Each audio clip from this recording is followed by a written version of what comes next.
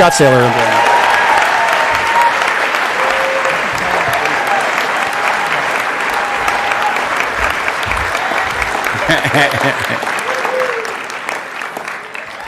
Hi, everybody. My name is Earl. I'm an alcoholic. And in the words of Jim Morrison, turn out the lights, please. Please. Those are, I can see like 4 of you. Hello to you guys over there, by the way. That was a shock, right? When they rolled that door back. I was sitting there kind of freaking out about how many people were in here. Then they roll the door back, and there's another 1,000 of you over there. There's been a serious amount of drinking going on in Toronto. Jesus. Oh, thanks. Thank you. Anyway, what the hell was I talking about? I don't know, because those lights are still on. It's like the ship's landing. Anyway, seriously, if you can turn those out at some point, I'd really appreciate it, because I can see who the hell I'm talking to here. Thank you very much in advance. Please. Anyway, I want to thank the committee for asking me to come here and share. This is always an honor and a privilege to do this. Everybody's been really kind. I've met some new friends, Celine and Jerry, whom I adore, and I've known them since I got here. And plan on staying connected to them. Tom and Juanita are here. I've loved them for, 25 years? Yeah. Crazy, man. Running into each other on the road. That's just all we do. Hand me that water over there, man. Thanks. So anyway, I didn't start drinking until I was 5. That's a complete lie. I figured we'd just get a good lie right out of the way, right? I started drinking when I was 12. And thank you. My man right up here. It's been keeping an eye on me, picked me up at the airport, picking me up at 5:30 tomorrow morning to go to the airport, because I have to be you have to get to the airport apparently 11 hours before your flight to leave Canada. The last time I came to Canada, by the way, I came to Canada and they let me in and went, hey, glad you're here, good to see you, have a great time. I went to go get on the plane to leave, and they said, you can't leave. Had a little mix-up, a little issue, I'm used to that, So I ended up renting a car and driving into New York, and then flying down to D.C. and then flying back to Scottsdale, where I'm from, not Tucson. Same state, Arizona. Close enough. And I got in fine this time. No problems. It was almost weird, just me and the authorities getting along great. I don't think I'll ever get used to it. Anyway, I started drinking when I was 12 years old, and a lot had gone on prior to that. I mean, I learned that I come from a violent home. That's how it started out for me. I remember walking down a hallway. I have little freeze frame, little snapshots, pictures of my childhood. I don't have any real clear, full memory of being a kid. I didn't get to be a kid for very long. I remember being 4 years old and my father saying to me, well, you're going to be a man soon. And I remember looking up at him and thinking, I don't think that's correct. But, all right. I mean, he was already, my father was a very, very violent, homicidal, literally, kind of guy. I had my dukes up at 4, looking over my shoulder. Safety was something other, it had nothing to do with my life. Never safe, always on guard. 12 years old, my father stepped into my room and said, get in the car. I was like, all right. I went and got in the car, and there were some other family members, some of whom I'd never met, in cars were running. I got in a car, and we drove, caravan of cars, and we got to this place at the foot of this mountain, and I got out of the car, and he got out of the car, and he put a suitcase down next to me, and he said, this will make a man out of you, and shook my hand and got in the car, and everybody left. And I was in boarding school, right? And the fact is, I was being given an opportunity for a wonderful education. Held me in good stead to this very day. The feeling is that I'd just been thrown away by the people who knew me best in the world, and I didn't know what I'd done to get tossed out like that.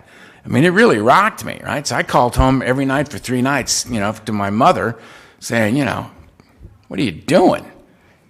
This is not right. There's 250 kids in this school. 249 of them are teenagers, and me. I'm the youngest and the smallest kid in this entire school. It's like Lord of the Flies in this joint, for Christ's sake. I said, I know I don't fit in. I know I don't belong. You got to come get me. You hear my father in the background, hang up. My mother gotta go. Click. And after about 3 days, it was like, you know what? You don't want me, I don't want you. Turned my back on my family, pretty much never went back, right? Walking through the quad one day, the first week, scared of my own shadow, 12 years old. I mean, when I was 12, I looked 10. Just this little 5-foot-tall, baby-faced little kid, right? And I met Tiny. Every high school's got a guy named Tiny. Tiny just saw the new little guy, you know what I mean? Tiny wasn't thinking. Tiny was just being Tiny, you know what I mean? He said, hey, how you doing, punk? Slapped me in the back of the head, me and my books went flying. That's what you do with the new little guy, right? He thought he just slapped some new little kid. He didn't realize he just slapped a kid who was willing to die over this, So I just got up and I walked over to Tiny and I belted him as hard as I could, which stunned everybody except Tiny. Tiny wasn't affected by the punch at all. Tiny just kind of looked down at me and went, you got a lot of guts, kid. And then he beat the crap out of me, right? And as I'm taking the beating, I'm thinking this is going pretty good. Well, because he had said you got a lot of guts. My violence had masked my fear.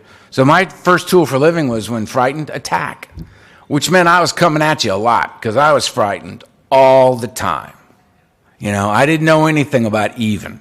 I didn't know anything about the way I look back on it and I just think, man, I was completely oblivious to how most people in the world were viewing their circumstances. I came from a different bubble, and I walked around with that bubble intact in your world. You were not to be trusted. I didn't owe you the truth. I mean, this is a little kid, a little baby thinking like this, Like, nobody's looking out for me but me. It's every man for himself. So when you showed up with these traditions, I was like, yeah, that's cute. And after Tiny beat the crap out of me, and I go back to, I kept popping back up, to take a beating. I wasn't going to let this go lightly. I was going to make him work for it. He did. And he beat the hell out of me, man. And I went back to my room, sat there waiting for the bleeding to stop, looking out of one eye.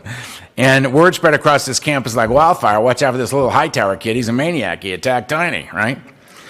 And the cool guys came by. Matt showed up. Matt stuck his head in my dorm room and he goes, hey, man, you want to smoke a joint? And I said, yes, I do. And I didn't even know what he was talking about. I didn't know. What's a joint? I don't know what's a joint. What are you talking about? He could have said, we're going to go kill the Spanish teacher. Do you want to come? I said, lead the way, buddy. Let's go. You know what I mean? I felt like I'd been shot out of a cannon. I was alone in the universe. I had to hook up, right? And Matt said, we're going to go get Steve. So we go get Steve, and Steve's got a Tupperware container full of cheap red wine. And I mean, like, no grapes involved, red wine, you know what I mean? Little Mad Dog, We go behind the dorm, 2 13-year-olds and a 12-year-old. Babies. And we stood there, and he fired up the joint. And I don't know what it is, man. I've been saying this lately because it just still amazes me when I think about it. I'd never even seen a joint. But somewhere in my DNA is a certain knowledge of how one takes a joint from another individual. You know the move. This finger, and the guy holds it out, and you just smack it with that finger. It's like it sounds like 3 moves. You smack it, you pin it, and you pull it, right? But it's not 3 moves, it's 1. It's pop, right? And I'm sitting there, looking at these 2 total strangers, Matt and Steve, got knots on my head, you know what I mean? Just my family just threw me away. Tiny's out there somewhere. This guy's, firing up this joint thing. He hands it to me, and I just go, pop. And I got it. I'm like, well, that was interesting, right? You know, I just sucked down a big hit of that, right? And it burns my lungs, and I'm like, whoa. I hand that over to Steve, and I go, let's have that wine. Brought me the wine. I took a big pull on that wine, right? And I mean nasty. Nasty wine. That kind that goes down, hits the bottom of your stomach, and just kind of that vapor thing kind of wafts back up on you, you know what I mean? And you're just like, oh, right? And you hand that over, and you go, let me try that joint again here. Pop. Got the joint, and take a hit of that. And I'm standing there thinking, I don't get it. It's not like I got anything else to do, so I ain't going anywhere, but I don't really understand where it happened. That thing that makes me bodily and mentally different from my fellows occurred instantaneously. And suddenly I'm comfortable standing where I'm doing what I'm doing with the people I'm doing it with. I mean, I'm comfortable for the first time. I can feel myself exhaling, as one of our other speakers talked about. I think it was, I'm looking for you. Where are you? You spoke about that full exhale, right? And just that first time ever. And I don't know, is it the pot? Is it the wine? Is it the fact that I'm standing here with my two very close personal friends, Matt and Steve? Because these are my boys now, man. I mean, you know what I mean? I got a connection here that I am not letting go of. Right? And I don't, family doesn't want me, I don't want them. You know what I mean? And the thing I got to remember is this, and I think it's important. In the beginning, it worked perfectly. It did precisely what I was there to get done. It was the fear killer.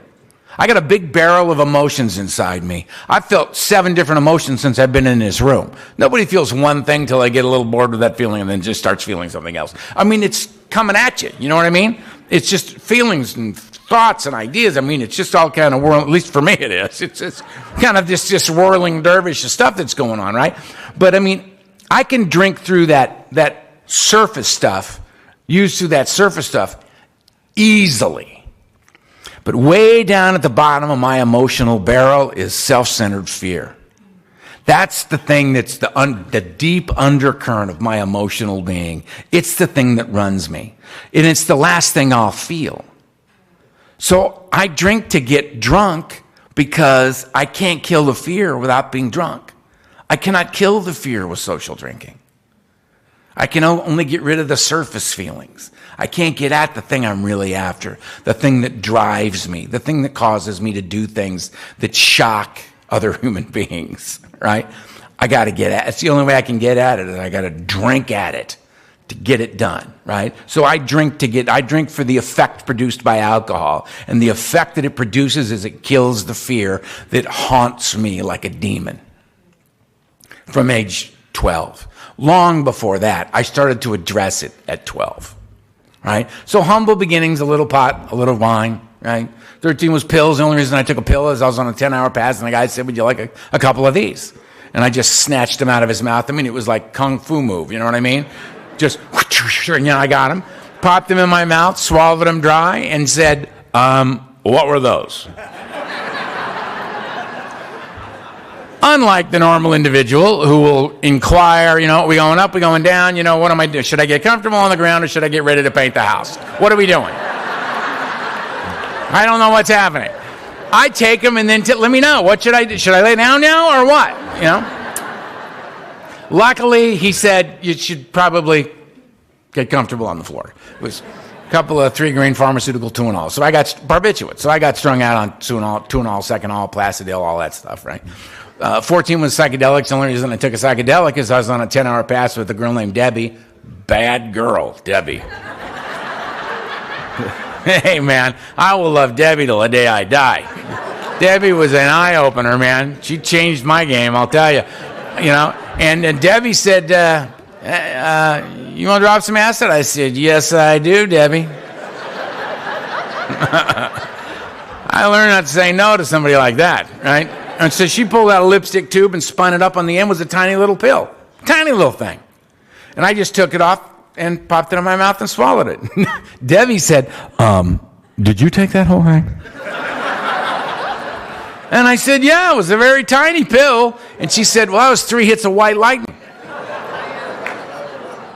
I love when I hear the identification from certain people in the room that go, oh, that's incorrect. That is not the proper move with that. No, it wasn't. And the next 2 days were very interesting for me. About 650 hits later, I got classified legally insane by the military, but that's a whole other story. We don't have time for that one. Let's just suffice it to say I got drafted, and I showed up at the thing, and the guy looked at my file and looked at me and said, get out. A little rude, but okay.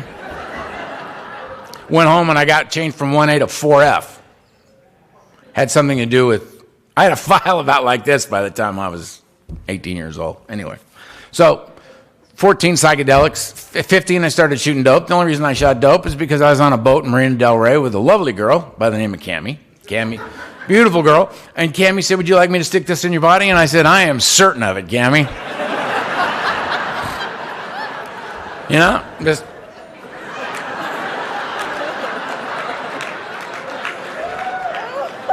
Tell me what else I'm supposed to do. I'll do it. Just here. Get to it, will you? I'm starting to feel present.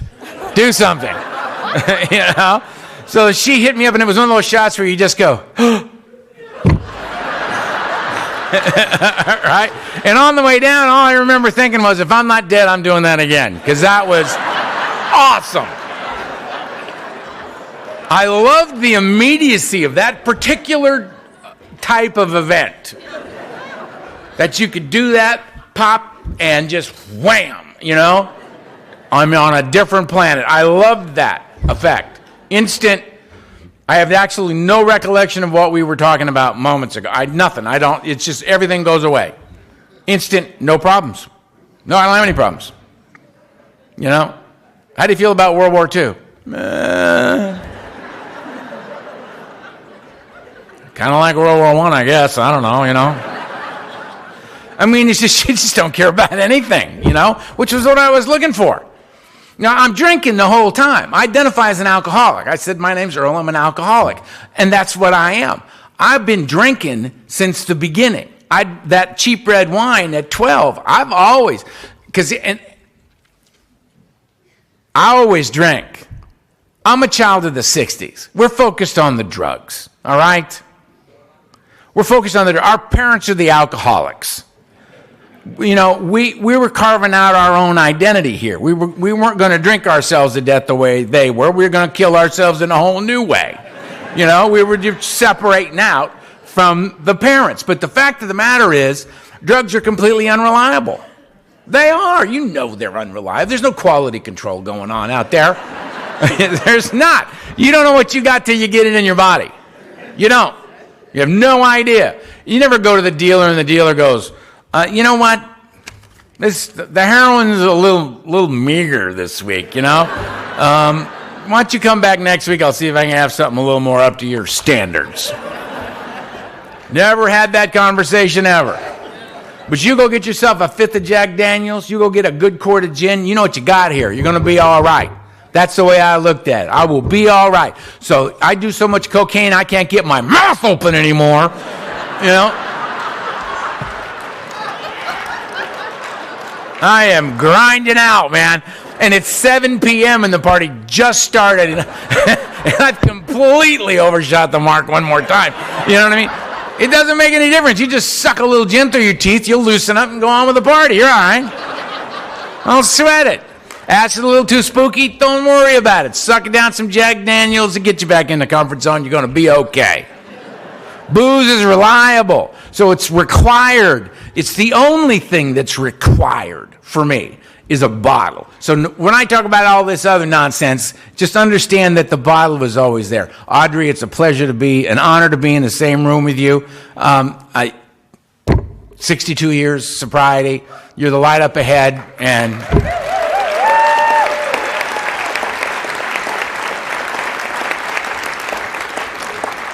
I don't pretend that I know you, but I love you. 62 years. Made me thirsty just saying it.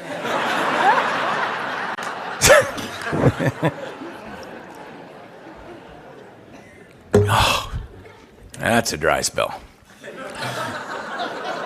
All right. What the hell was I talking about? 16. All right.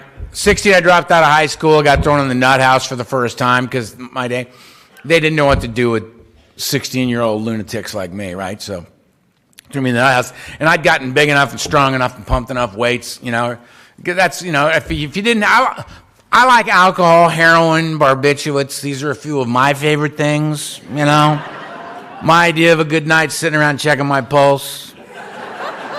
Just right in here. All right, good. There's another one. Good, all right. Come on, baby. Come on. Oh, there's another one. That's a little quick. Let's see if we just push a little more of that in there. I like that, right? But if you don't have that, I'll take a big bag of the cocaine. Can't go down? Let's go up. Perfectly happy, just driving the freeways, decoding license plates. Let's go. Instant psychosis. Because the truth about all of this for me is this. It's not really about up or down. It's about I got to get out of right here, right now. Because right here, right now, I'm comparing my insides to your outsides, and I'm losing every time. Right here, right now, I'm restless, I'm irritable, I'm discontented. Those words aren't just words on a page. I am restless, I am filled with anxiety. I am irritable, I cannot get comfortable in my own skin. I am discontented, nothing seems to be working. I don't seem to fit anywhere, at any time, under any circumstances. It's always off, everything's off, always. Now. And so clearly what my alcoholism did was it robbed me of now one day at a time. It robbed me of my life, because where else can you live but now? Where else is there life but right now? There isn't anything else but this.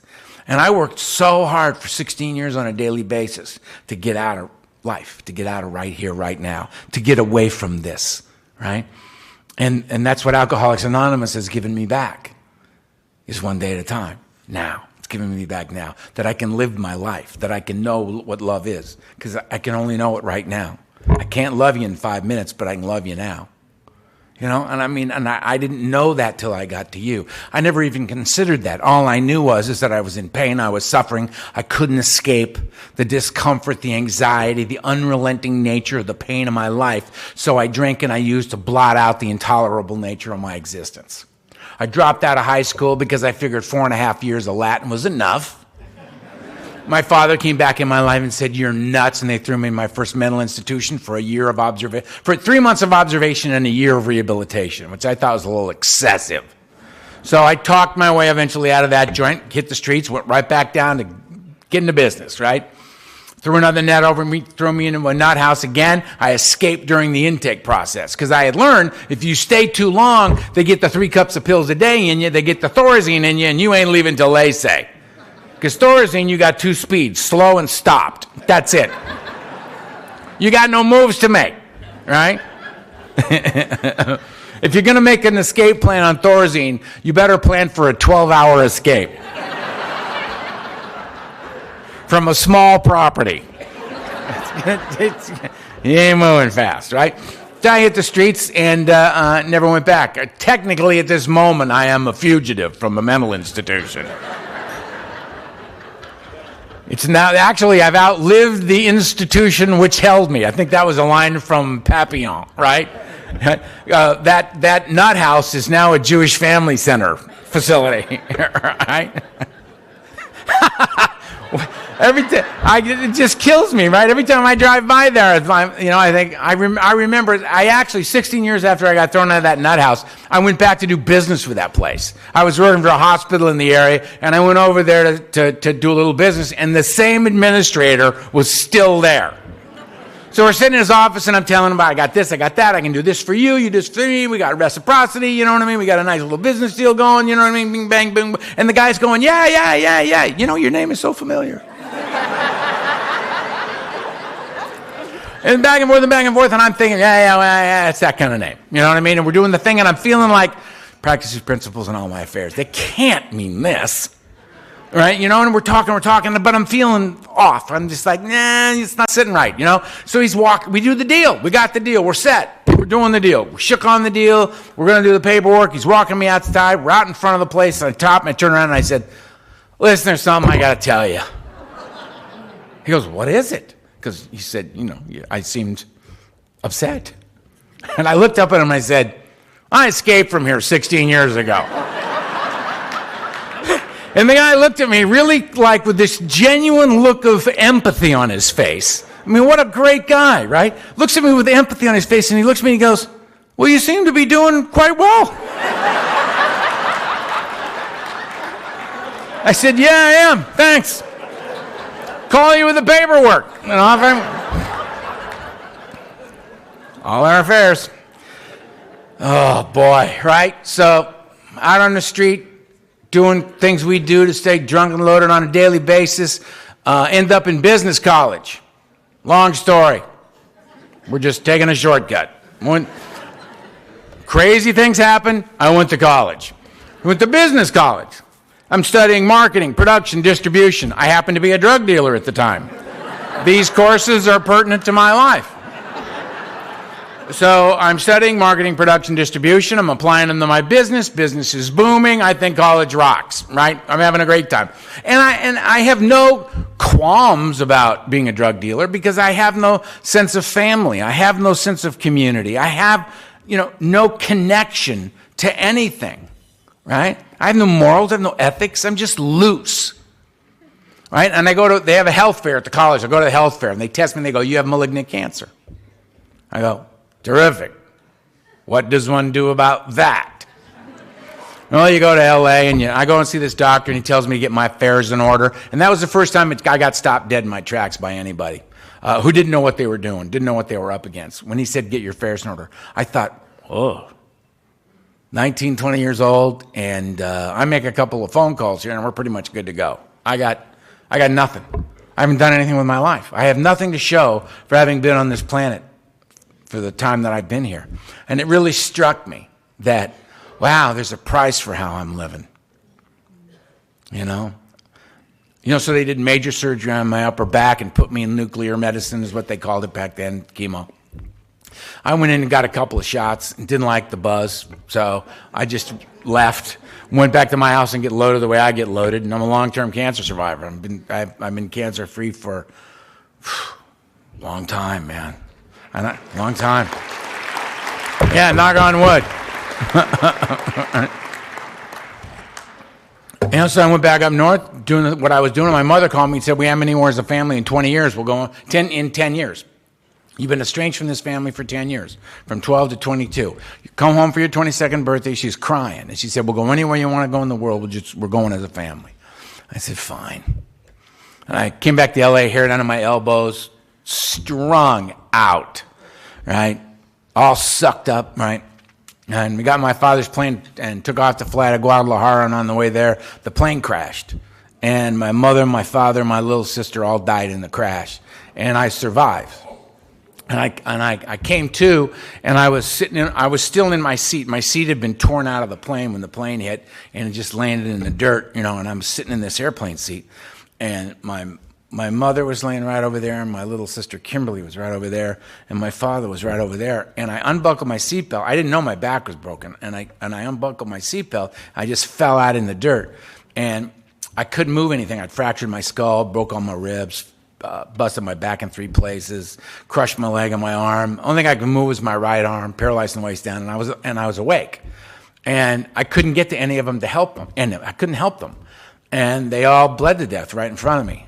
And it wasn't a big hallmark, shaking your fist at the sky kind of thing, man. I just renounced God. I had no interest in a God that would take a kind, gentle, loving, poetic creature like my little sister Kimberly, and leave a lying, cheating, thieving, dope fiend, alcoholic like me on the planet. I had no use for a God of this type. And some guys came up and they scavenged the plane wreck and left me up there to die. So I had no more love for you either. I had no love of God. I had no love of my fellow man. And it was easy to cut you loose because you'd always scared me anyway. I mean, I didn't know how to be in the world. I didn't know how to chit-chat. And I didn't know how to socialize. I didn't know how to do all the stuff that you seem so graceful and at ease with that I found impossible. So I just pushed it all away. And eventually they came up and got me, and they put me in the back of a flatbed truck with my mother, and I held my mother's hand, and we took us to an aid station waiting for me to die, and I didn't die. I guess it's less paperwork if you die there. And they took us to a hospital, Hospital Fatima in Las Mojas, Mexico. And they kept me alive. And then the Federales found out I was back in Mexico, so the Federales showed up and interrogated me for 3.5 days. 3.5 days, wanting to know what I was doing back in Mexico. That's a whole other issue we don't need to get into here, but Mexico was not thrilled to see me back there, right? Little smuggling problem. And they were hard on a boy, kind of stuff that'll change you, the pain that'll change you. And I finally got a hold of a guy I knew in Northern California, and they flew in a plane, and a bunch of my boys paid a bunch of guys off, and they plastered me from the neck down and smuggled me out of Mexico. I spent a long time in a hospital in Santa Monica, California, and I came out of there strung out on Demerol and as crazy as I've ever been in my life, man, because I was running the world. I was running through the world with pictures in my head that I knew I couldn't live with. Hair down to my waist, all sucked up, broken from head to toe, wearing a full brace, walking with a cane, and out of my mind, man. And I went on my last run, and it lasted for 6 years. When I say, no joke, I went for it for 6 years. And I wasn't suicidal, but death became an acceptable consequence to how I used. If it kills me, it kills me. That's just the way it goes. But I'm gonna do my thing. And I did my thing for 6 years. And I got the war stories. I mean, I've been shot at, stabbed. I've got all the stuff that you don't want in your story. I got them all. And I came out of a blackout, and I had hair down to my elbows. I was 215 pounds. I was yellow. I'd broken 74 bones. I had over 650 stitches in me. I'd been stabbed twice, shot at. My family was dead. I had no friends. I had no place to live. Police were outside deciding whether or not to charge me the attempted murder of David Luboff. My life was flatlined. It was over. It was over. But what was interesting to me about all that was I came out of that blackout and I knew that I couldn't drink anymore.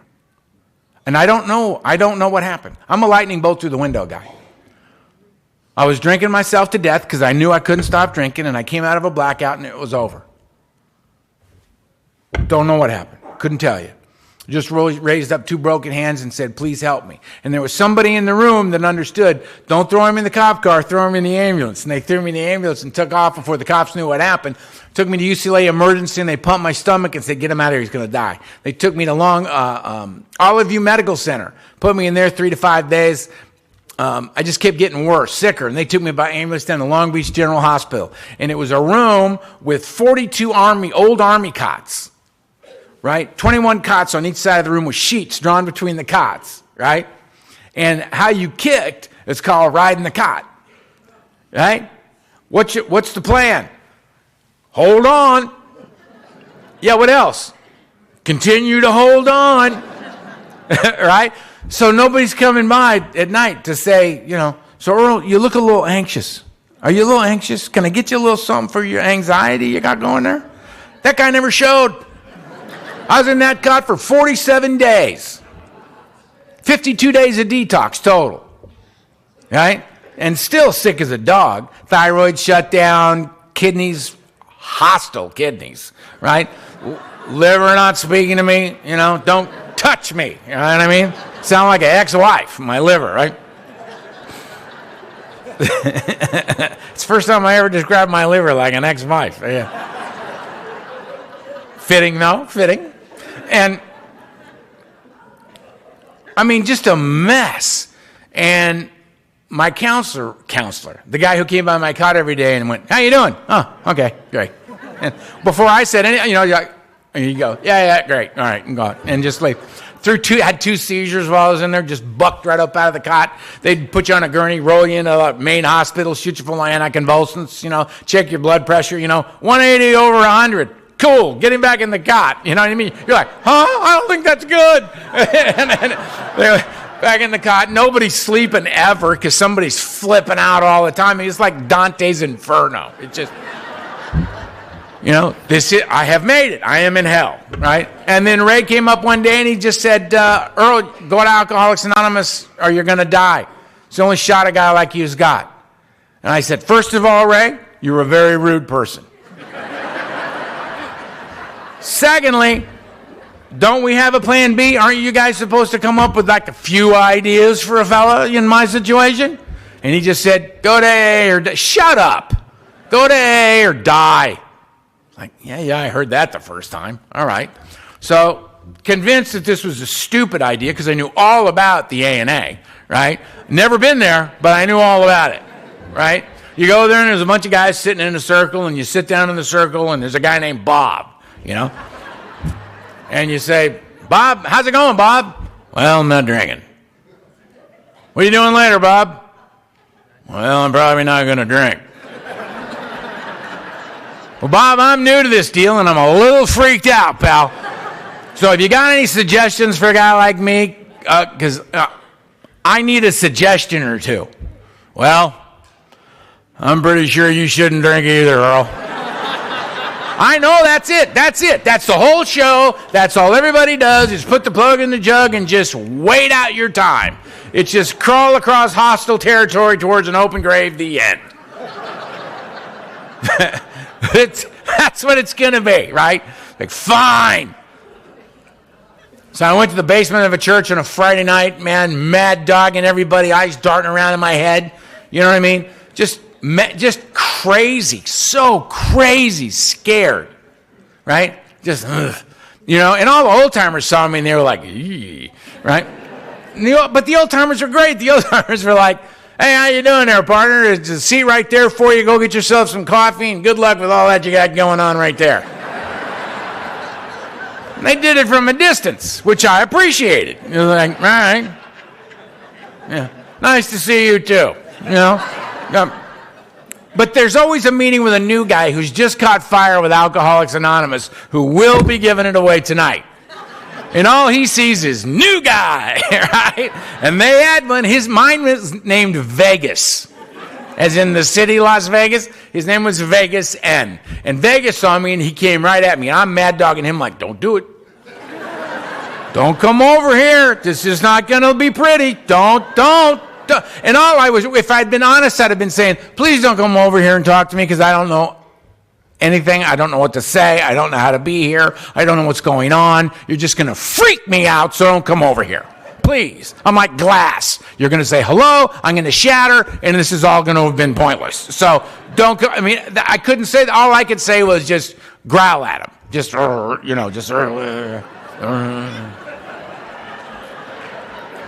None of which had any effect on Vegas. And he goes, hi, my name's Vegas. I'm an alcoholic. And I said, so what?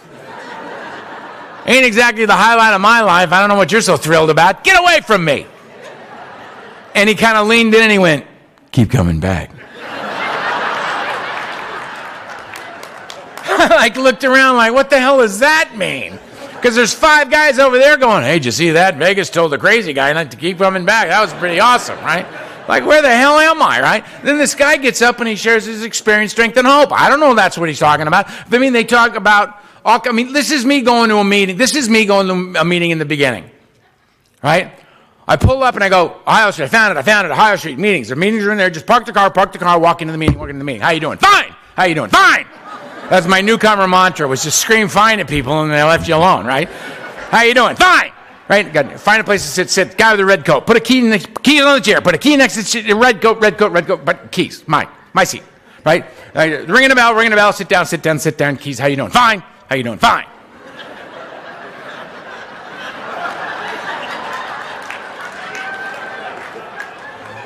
Guy gets up. He read something. He read something very brief. He sat down. The guy got up. He's reading. He rarely saw something. Saw 12 things. Rarely saw 12 things, ABC. Right down. I didn't get a lot of that. 12 things, ABC, down. Another guy's up. He's up. He drank. I drank like that. He drank like, I drank like that. I drank like that. He's down. That was pretty quick. He's down. He's down. What happened? What's happening? It's a basket, passing a basket. Okay, don't take the money. Look at your money. right? They're ringing a bell. We're getting up. We're taking a break. We smoke. I smoke. We'll go outside. We're smoking. How you doing? Fine. How you doing? Fine. The bell's ringing. We're going back in. I got to find the guy with the red coat. Where's the guy with the red coat? My seat. We're sitting down again. We're sitting. Good. Okay, we're sitting. There's another guy. He's up. He's reading 12 things. Those aren't the same 12 things. 24 things ABC. Right? Another guy, he got up. I drank like that. I drank just like that. I felt like that. That's how I felt. Jesus, it's like this guy's reading my mail. I felt like that. Yeah, I had a thing like that too. A thing happened. And then suddenly, poof, no more drinking. I don't want, and now he's got a lot. No, you lost me with that last, part. I don't got any of that. But that was pretty interesting. I left the meeting with something I didn't have when I went in. I left with some hope. I went in a hopeless alcoholic, and I came out believing that last guy that talked knew something, and that was inside of my head going to a meeting. And that guy convinced me that I knew so little. I thought that was the meeting where that guy talked. So I went back the next week to hear that guy talk again, because I thought that was pretty sharp, right? So they did all the blah blah 24 ABCs, and they did all the thing, and the basket went by, and I just. And then they said it, and then the first guy in a break, and we smoked, and we came back, and then and our speaker tonight is Betty. And I went, time out. Who the hell is Betty, and what'd you do with that guy? And the guy next to me goes, what guy? I said, the guy that speaks here. I heard him here last week. And he goes, you're new, aren't you? And I said, I don't know why you got to be bringing that up right now.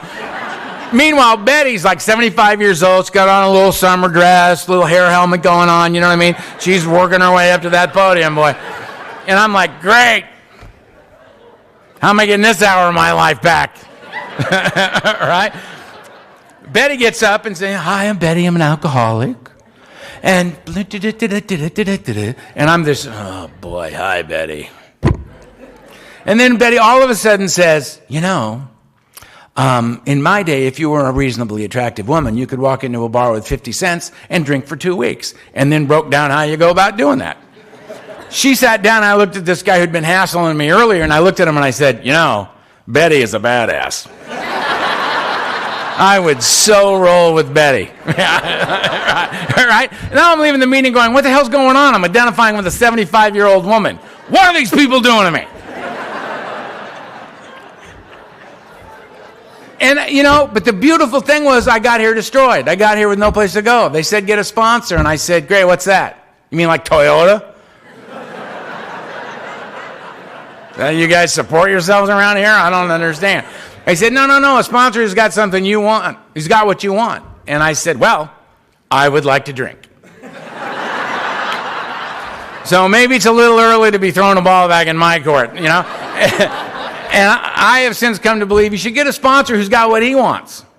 That's a good definition of happiness, wanting what you have, right? So all of a sudden I'm looking around, and this guy comes flying into this meeting one day and speaks, and I went, that's the guy. And my friends looked at me and went, are you paying attention? Because when I say this guy flew into the meeting, I mean this guy flew into the meeting. And he walked up to the podium and he just said, oh, hello to you. My name is Donald Madden, and I'm an alcoholic. I mean, this guy was, he was the kind of guy that in this room, if Donald walked through that back door right now, everybody in this room would turn around and just very calmly go, so who's the big gay guy? Right? He was a very flamboyant gay man. But when he got up at the podium, he just lit up like a Christmas tree. He was so passionate about Alcoholics Anonymous. He was so brave. He could care less what you thought about him. He needed you to know that Alcoholics Anonymous worked. And that if you had a problem with alcohol, you could come here and have that problem addressed. That's who he was. And I said, I want that guy. And they said, really? And I said, yeah, I want what he's got. I want to feel strongly about something. I'm dead inside. This guy's all lit up. He's so alive. And I went to him and I said, hi, my name's Earl. And he goes, I know who you are. And I said, will you sponsor me? And he goes, what? And I said, will you sponsor me? And he goes, yes. And you don't have to like it, and you don't have to think it's a good idea. You just have to do it, baby.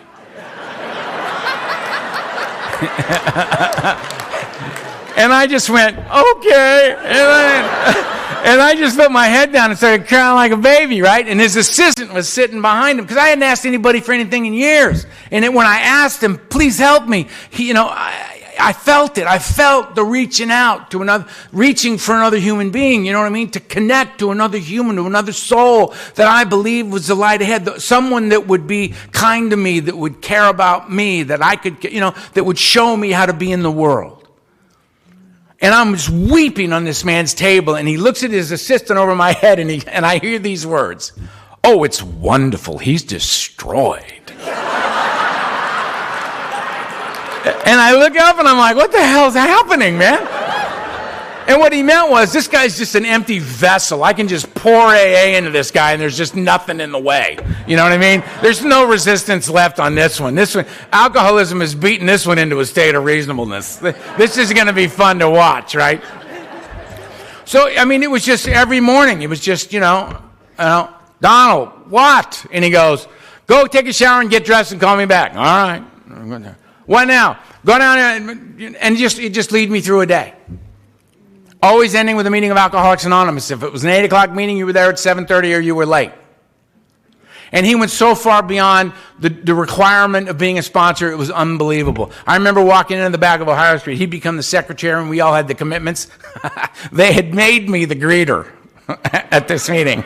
I know. It's ridiculous, right? One I just said, and this lady back here just cracked up and went, that's rich. That guy a greeter. You're right.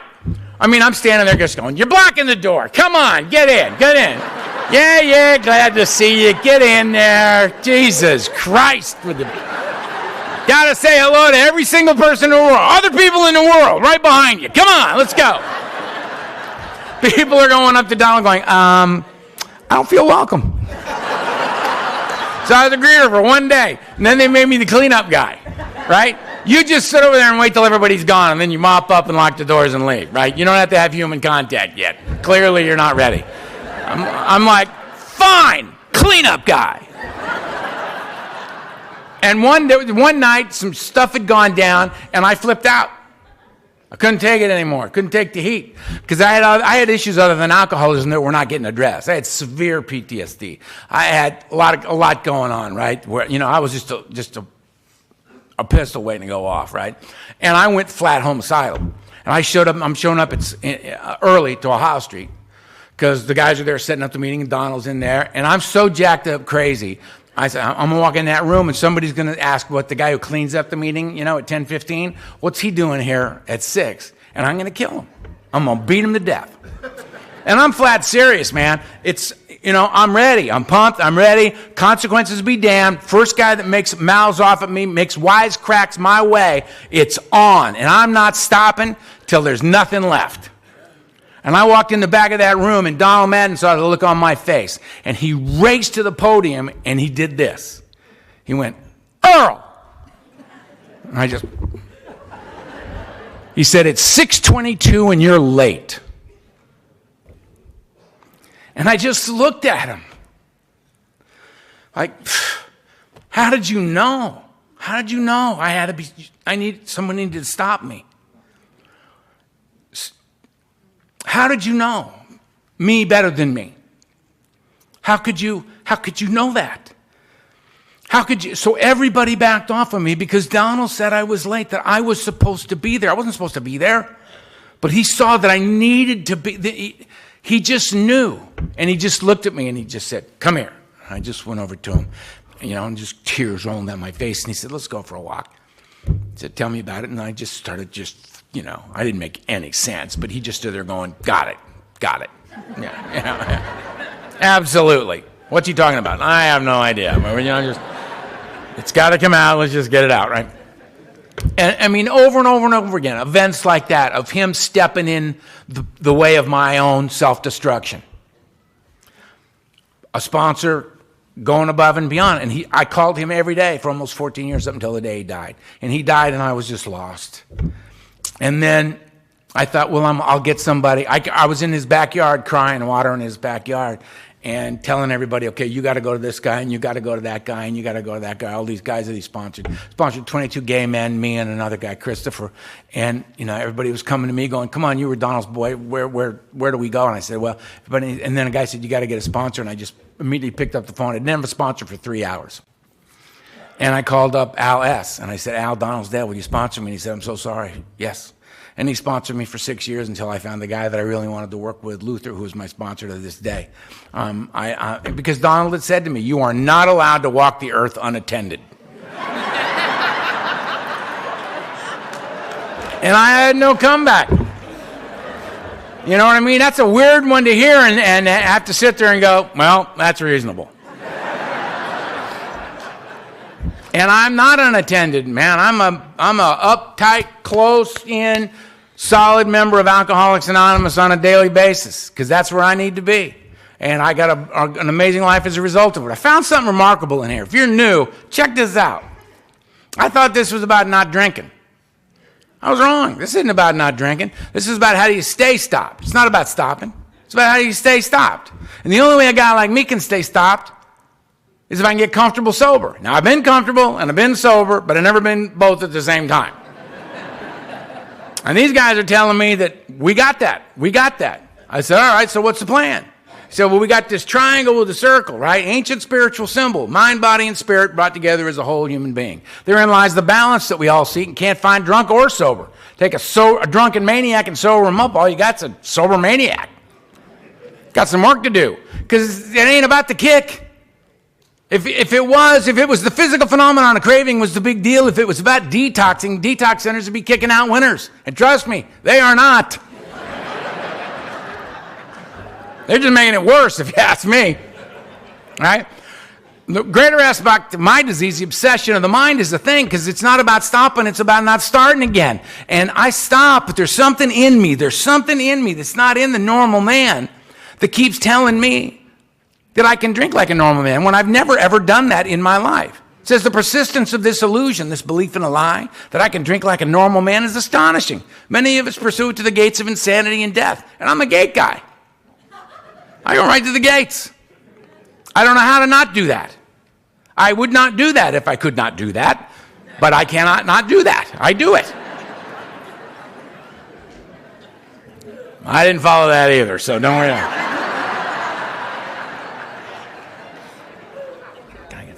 Thank you. So, first side of the triangle is unity of the body. I bring it here. AA adopted mind, body, and spirit. Same thing. Unity, service, and recovery. Unity is the body. I bring it here. I can't get sober, but we seem to be able to. Right? What's the first word in the steps? Thank you. We admit it. We do it together. I got to see it across the room. I can't see the growth in me, but I can see it in you. And if it's happening to you, it must be happening to me. I need you regularly. Always, didn't even mind admitting it when I realized it was true. I need you. I'm lost without you. Recoveries of the mind, the greater aspect of the disease, right? Recoveries of the mind. I got to work the 12 steps to be relieved of the obsession to drink and use. That's what the steps are for. So I got to work the 12 steps. They're not optional. They don't call this a let's get together and try not to drink program. Possibly we could not drink together program. It's a 12-step program. It's right there, and 12 steps. 12. Do those, right? In the big book, Doctor's Opinion, first 164 pages. Right? Read it, do what it says, boom, you work the 12 steps. Step 1, what's the problem? Lack of power is my dilemma. Right? When it comes to drinking and using, I'm in the weeds. Boom. If that's my problem, lack of power, what's my solution? Step 2. Could I come to believe that a power greater than myself could restore me to sanity, soundness of mind, relieve me of the obsession to drink and use? It's going to have to be that because I've tried everything else. Now notice, I'm sitting on the couch at home. Step 1, yep, that's the problem. Step 2, yep, going to have to be that. Step 3 says I got to make a decision to do something about it. Says I should get out on my knees and say this prayer. Okay, down on my knees. God, say the 3rd step prayer, get back up on the couch. Haven't left the house. Says, if I don't embark upon a plan of immediate action right now, this has all been a complete waste of time. Well, now you tell me. Could have mentioned that earlier. Right? So I got to do 4 and 5, 6 and 7, 8 and 9. 4 and 5 me, 6 and 7 God, 8 and 9 everybody else. That's the whole team, nobody else to play with. Covers the board right there. 4 and 5, swallow large chunks of truth about myself. Let a guy in the house. I read it before God to him. He says, good luck with all that. Leaves. 6 and 7, I hook it back up with God, asking God to remove the defects of character, because I'll remove the wrong stuff. It's a couple of lines in the book, that's it. And the reason I think it's very short and sweet is they know who we are. We will read ahead. We have looked at 9. We are not going anywhere near that. So we're going to hover in 6 and 7 as long as humanly possible. What are you doing, Earl? Developing humility. How long have you been doing that? About 8 years now. No! Get moving. Get going. Right? Make a list. Made a list. Make direct amends wherever possible, except when to do so would injure them and others. I needed some coaching on that. Right? Took me 6.5 years. I thought for sure I'm going to start my amends, and when I die, if I am fortunate enough to have children, I will pass on the remainder of my debt to my children, and they will honor their father's debt and continue to make payments until, the family name is restored once again in the year 2057. But instead, I lived in an apartment over a garage. Better job, career, making pretty good money, man. I'm living in a one-room apartment over a garage, making my amends. You know why? Because the guy said to me, how free do you want to be? And I'm a big buzz guy, man. If there's a big buzz to be had, I want the big buzz. And that if there's a big buzz in here and you want that big buzz, you got to do the work to get it. And I wanted it, man. So I'm out there making amends, and I'm paying money, and I'm getting off on it, man. How you doing, Earl? Broke! Jeez, I saw with the job. You're making a lot of money now, man. Yep. How you broke? Amends. Oh, yeah, all right. No, it's cool, man. It's like Christmas every 2 weeks for me. I'm sending out checks. Merry Christmas, everybody. I know you don't want my money. You want your money. This is all working out. Here's your money. It's your money. Here, take it.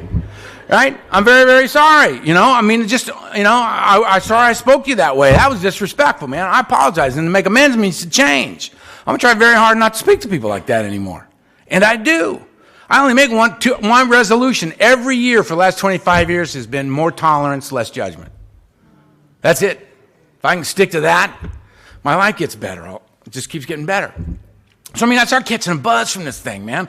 You know what I mean? I'm like making amends. I'm going to meetings. I got a girlfriend. I got another girlfriend. I got another meeting. Sponsors rocking. I got another girlfriend. The job's getting better.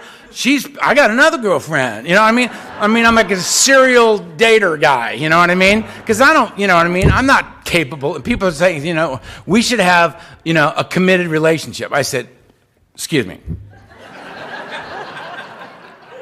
I don't have a relationship with me yet, or a power greater than myself. It's on shaky ground too. What do you really think we're going to accomplish here? And that's when you would hear her saying, where did I put my purse? I'm going to out the door. Like you very much. Thank you.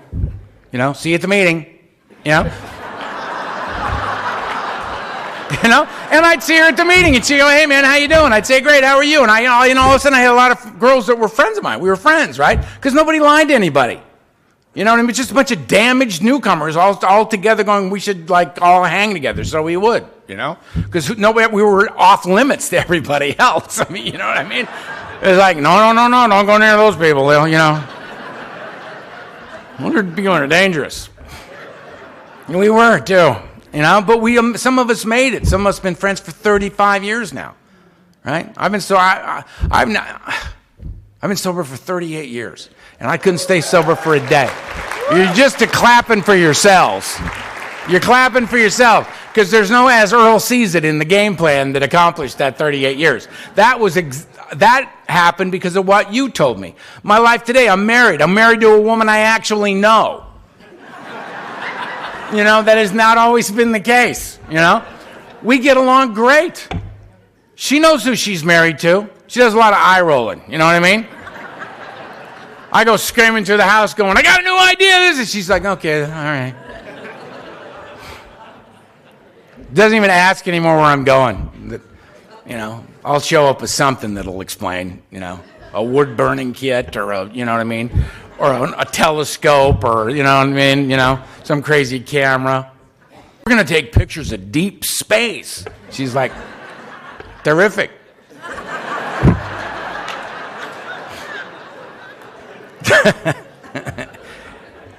Why don't we go to a meeting first? You crazy bastard. I am not a normal person. I'm a wild guy. But you guys have made it possible for me to have a life of meaning and purpose. Unity's the body, I bring it here. Recovery's the mind, I work the 12 steps. 10, 11, and 12 kept me in the game that 4 through 9 got me into. Me, God, and you, nobody else to play with. I was given an opportunity in the steps to reboot my entire life, to reconfigure my whole life, to start again. I mean, where do you get a deal like that? Where do you get a deal like that? It says, come on, we're here for you. We're going to start over. We're going to build you a new life. Show you exactly where the guardrails are, show you how to get it done. You just stick with us and you're going to be okay. Big buzz is up ahead. See, out there, the big buzz was that thing that we talked about, that deep exhale, that first hit, that was the big buzz. And slowly over time, that buzz got less and less and less and less. And the price that I paid to get it became greater and greater and greater. Until in the end of my using, I was having near-death experiences just to get to zero. Right? In here, it's the opposite. They say there's no big deals. I respectfully disagree. 30-day chip's a big deal. I don't know how anybody gets a 30-day chip. It's just sitting on your hands. You got a big, deep understanding of the 12 steps, day 12, do you? Who does? You know, you just sit on your hands and taking the ride. It's like, why are you here? Because I got no place else to be. That's why I'm here. All right. Sorry I asked. Can I get you some decaf? Right? And then you get a 30-day chip, and it's like the most amazing thing, and you pay a hell of a price for that little buzz, man. That little buzz, that chip. Right? Congratulations, darling. Hey, 30 days, stand up. Stand up. Yeah, right there.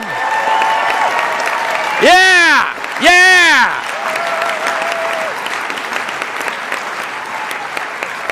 Y'all just keep coming this way. Just keep coming. One foot in front of the other. Right? Get yourself a sponsor and step where they say to step. If you lose a leg, get a different sponsor. But just keep coming. You know what I mean? Just keep coming, because all of a sudden you look up and it's 60. You can't believe you got a 60-day chip, and then it's 90. And at 90, we figure you can probably hang on for another 90 without even a chip. You're getting the hang of this thing. Got your sponsor, a meeting directory, some meetings, getting to know people by their first name by now. Got yourself a little crew. We're going to go 3 months, go for that 6-month chip. Half a year, big deal. Big deal, 6 months, 9 months. Somebody gets a year. Woo! A year. And it goes and it goes. And each time, each step, you pay a little bit less of a price, and the buzz gets a little bit bigger. What that means is I'm standing here 38 years sober, right? I'm looking out of my skull from a different angle. These eyes of my head, I have fake eyes that I put on when I walk around in the world, because I go back to my room tonight, take these eyes out, a light beam shoot out of my head. That's 38, man. So you can imagine what 62 is doing over here. She is sitting here listening to me, and she's in her room reading a book at the same time.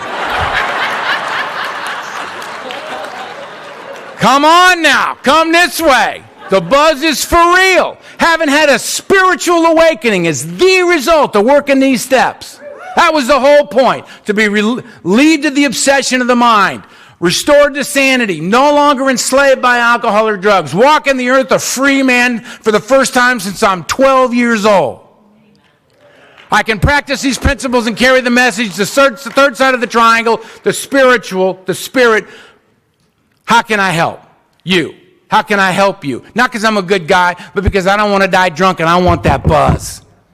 Because I know what's happening. I know that if I stay with you and I just chop the wood and carry the water of Alcoholics Anonymous, the buzz is going to get bigger and the price I pay will be less and less. And I will evolve and I will evolve and I will evolve. And what will be on, when I die, what will be on my tombstone will be, he used it all up. He used it all up. Because Donald Madden was my sponsor, and Donald Madden said, live life. Do you know how Donald Madden moved on? Donald Madden woke up one morning, got dressed, got his affairs in order, sat down to meditate, and left. That's how he went. With grace, with dignity that he earned as an active member of Alcoholics Anonymous. The thing that meant the most to him, Alcoholics Anonymous. So if you're new, this ain't no game we're playing. This is a design for living. You want that big buzz, you come with us. You earn that big buzz. You chop the wood and you carry the water. You don't go look for the big dramatic moment, you look for the little miracle. The little miracle, which is when you wake up and you don't feel like going to a meeting and you get up and you get dressed and you go. Little miracle. When the phone rings and you know it's that pain in the ass dude that, oh my God, right? And you just pick up that phone and go, how you doing, dude? That's the little miracle. It's when the sponsor says, I want you to do this, and you think, what? It's the stupidest thing I ever heard. Okay. That's the little miracle. When you have that first moment where somebody new walks up to you and says, can you help me? Will you please help me? And from a place inside you that you didn't know was opened up yet, from that place comes the words, I'd love to. Yes, I'll help you. Let's get you a book and a meeting directory. Let's get going here. Let's get you on some solid ground. And here's my phone number. It's good 24/7. Give me your phone number, because that's good 24/7 too. You newcomers don't realize it, but I love you, you crazy. I'm known as the sponsor to the damned and where I'm from. Right? I get the ones where there's no hope left. Might as well go to Earl, because nobody wants to take that beating, because I don't play. You know what I mean? It's like, you want it, come get it. You don't want it, don't waste my time. Let's go. Let's do this thing. Let's catch the buzz together. Right? Let's, for real, let's get life. Let's be in the game. Right? Let's walk among them, where they don't actually give us that second look. We just walk among them gracefully, effortlessly. They didn't even know who's walking in. I got a buddy who used to run with Charlie Manson. He's the vice president of the Bank of California now. If you're new, please stay with us. I went to a conference when I was 5 years sober. It's the first conference I ever went to. I never said a word in Alcoholics Anonymous until I was 2.5 years sober. I was 2.5 years sober, and my sponsor asked me to give him a cake. It was the biggest honor of my life. And we went to the Wednesday night wrist slashers meeting. I was very comfortable there. And we went in, and I gave Donald his cake, and I went and sat down, and he walked up to the podium, and he said, my name is Donald Madden, and I'm an alcoholic. And the miracle of my life is that I'm sober. And who needs to know that is me? Thank you. Sat down. It's like he branded it in my head. And that November, when I turned 3, I went and said, would you please give me a cake? And he said, oh, yes. And I said, all right, let's go to the Wednesday night wrist slashers meeting. Give me a cake there. And he goes, wonderful. Went down there, gives me the cake, goes, sits down. I said, my name is Earl Hightower, and I'm an alcoholic. And the miracle of my life is that I'm sober, and who needs to know that is me? And I sat down. I sat down next to him, and he looks over at me, and he goes, oh, that was wonderful.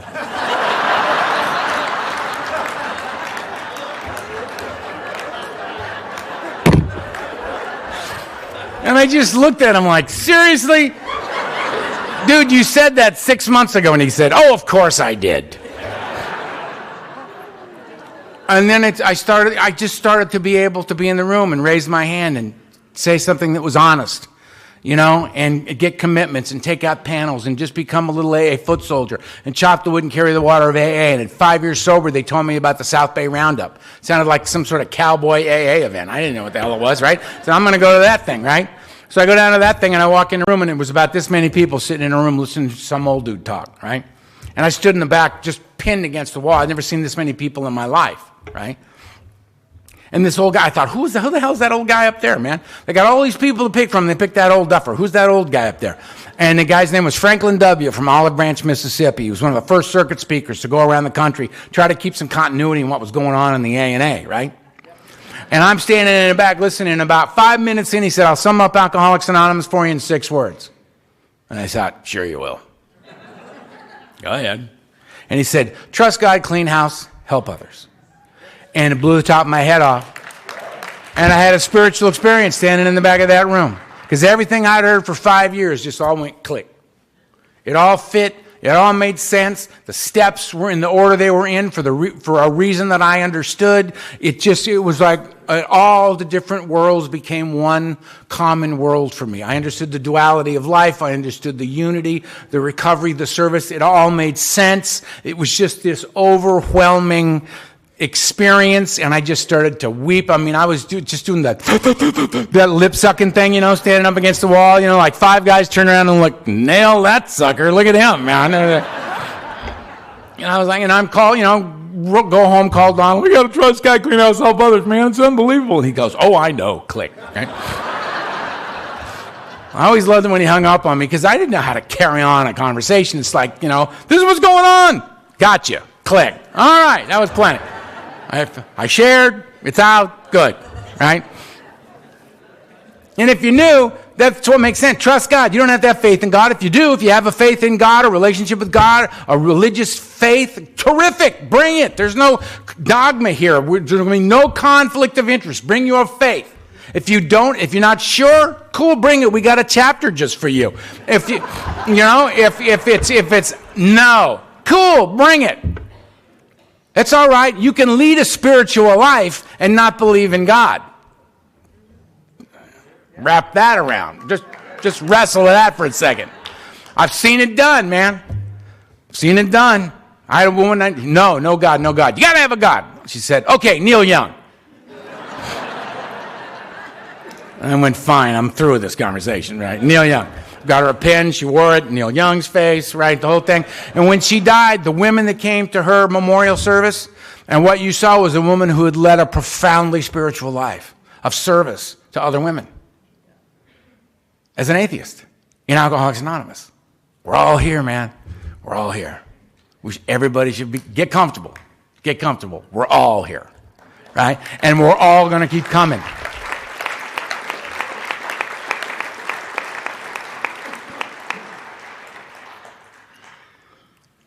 Trust God, clean house. And clean house, I got to worry about my side of the street. I got to stop worrying about what you're doing. I got to start worrying about what I'm bringing to the game.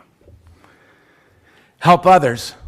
That's how I have to approach my relationships with other people. Because before it was so selfish and self-serving, and now it has to be, how can I help? It has to be, how can I be of service? That has to be the core of whatever it is I do, or I fall prey to things that don't work. So if you're new, congratulations. Please stay. Please stay with us. You know, and we'll show you, right? Get yourself a big book. Get yourself a meeting directory, right? And you know where the fellowship's going to be, and you got the 12 steps of Alcoholics Anonymous in your hand, right? You're armed with the sword and the shield that you're going to need to move through life, right? And you know what? Rarely have we seen a person fail who has thoroughly followed our path. And what I've been talking about tonight is how to thoroughly follow the path. That's what I've been talking about. So it's pretty simple. It's pretty simple. It's not easy. I wouldn't lie to you. There's days, man. There will be days. But it's life on life's terms. And that's what we learn to deal with. So please stay with us. You know, and if you're in this, everybody in this room, thank you so much for your kindness and what you've given me tonight. I wish you the thing that is most difficult for all of us to find. I wish you peace.